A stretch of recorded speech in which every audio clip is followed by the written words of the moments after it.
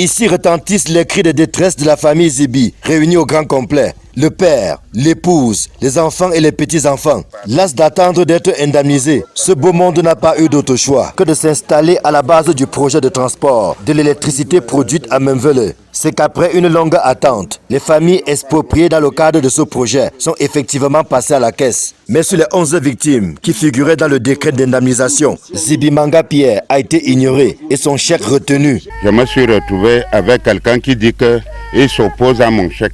Une seule personne qui n'avait aucun papier. On a fait des assises chez le sous-préfet. Le sous-préfet les a dit que c'est Zibi qui est l'ayant droit. Donnez-lui son chèque. Le directeur de EDC a dit le chèque a trop d'opposition. Je ne sais quelle opposition depuis 3 mois. Je suis sans suite.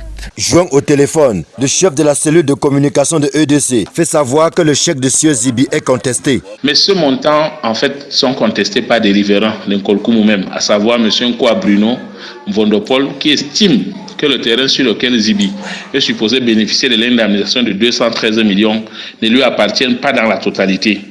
Ils revendiquent donc leurs superficies qui ont été empiétées lors de l'élaboration des titres fonciers de M. Zibi. Pour Ibrahima Aman, EDC est dans une démarche prudente pour ne frustrer personne. Il y a une commission qui est présidée par le préfet.